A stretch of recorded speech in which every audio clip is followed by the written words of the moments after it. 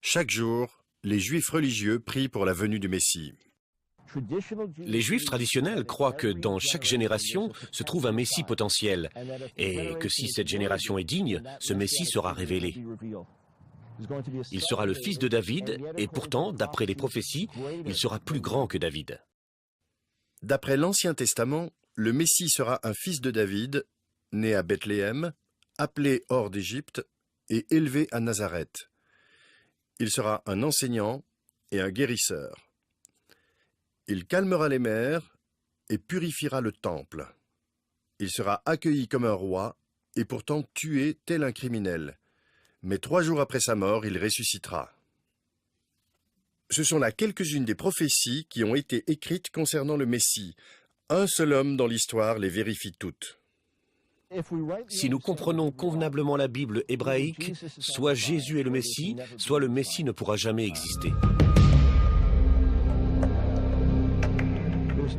Il ne fait aucun doute que dans la pensée de Dieu, il allait envoyer un Rédempteur. Son intention pour Israël, c'est qu'elle soit une nation de sacrificateurs qui puisse bénir le monde entier. Il a fallu 2000 ans, depuis Abraham jusqu'à la venue du Messie, pour préparer un peuple à l'accueillir. Jésus est né dans un monde marqué par les troubles politiques.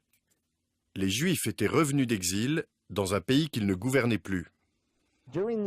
Pendant ces siècles, les Juifs ont commencé à entendre les promesses concernant le fils de David.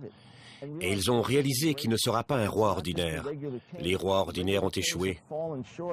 Ils parlaient d'un oint qui serait connu en tant que Messie. Chaque prophétie concernant une personne de la lignée de David et qui n'était pas réalisée au cours de leur vie devint une prophétie messianique en puissance. La lignée de David ne détenait plus le pouvoir. Hérode le Grand était sur le trône. Pour la première fois de leur histoire, les Juifs avaient comme roi un gentil. Originaire d'Idumée, il s'était converti au judaïsme, mais il n'y avait aucun sang juif dans sa famille. En raison de sa naissance indigne, Hérode se sentait menacé par les descendants de David. Il s'empara des archives publiques et brûla les généalogies des Juifs. Beaucoup des descendants de David s'enfuirent de Jérusalem pour se réfugier dans le village derrière moi. Un village qui allait être appelé la Cité de la Branche, en référence à la branche de David. Aujourd'hui, nous la connaissons mieux sous le nom hébreu de Nazareth. Le lieu où Jésus passa son enfance est, selon l'évangile de Matthieu, l'accomplissement d'une prophétie ancienne d'Isaïe.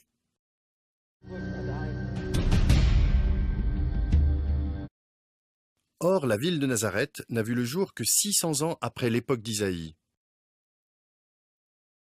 Et à première vue, vous ne trouverez pas le mot nazaréen dans le livre d'Isaïe, sauf si vous le lisez en hébreu. Matthieu rassemble brillamment la voix de plusieurs prophètes.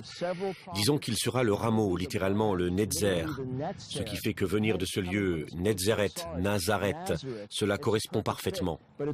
C'est un de ces joyaux que Matthieu place dans son texte. Mais pour les découvrir et les comprendre, il faut creuser. Ce qu'il veut dire, c'est que le Messie était le Netzer, le rameau, la branche qui sort du tronc de David. Au temps de Jésus, seules 150 personnes vivaient à Nazareth.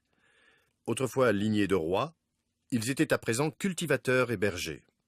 Ils avaient archivé leur généalogie et l'avaient gardée cachée. Ainsi, en conservant l'histoire de leur famille, ils traçaient par la même occasion la lignée du Messie. Les généalogies sont importantes dans toute la Bible. Il était très important qu'il puisse être établi que le Messie soit de la lignée de David.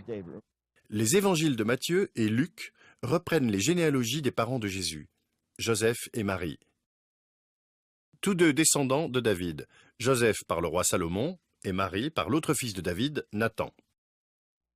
Matthieu veut montrer son ascendance royale. Jésus est le descendant direct du roi David, par son père terrestre, son père d'adoption Joseph.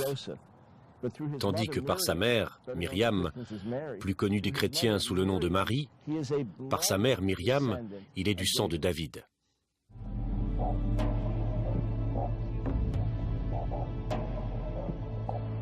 C'est ici à Nazareth que l'ange Gabriel visita Marie. et lui annonça qu'elle allait donner naissance au Fils de Dieu. Ce fut l'accomplissement de l'annonce d'une naissance révélée 700 ans plus tôt dans le livre d'Isaïe. Ésaïe 7 parle de la naissance d'un enfant qui sera nommé Emmanuel. Puis, dans le 9e chapitre, il est question du fils de David qui va naître et qui sera appelé Dieu puissant. Ensuite, Ésaïe, dans son 11e chapitre, parle du Netzer, de la branche, du rameau qui allait sortir de David. C'est le même enfant en Ésaïe 7, Ésaïe 9 et Ésaïe 11. C'est le même enfant qui est né de manière surnaturelle. C'est très frappant. Il faut creuser un peu pour le trouver, mais une fois que vous l'avez compris, c'est comme un trésor que vous découvrez.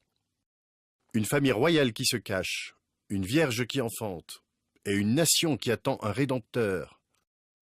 Le décor est planté pour la naissance la plus importante dans l'histoire du monde, Jésus, le Messie d'Israël.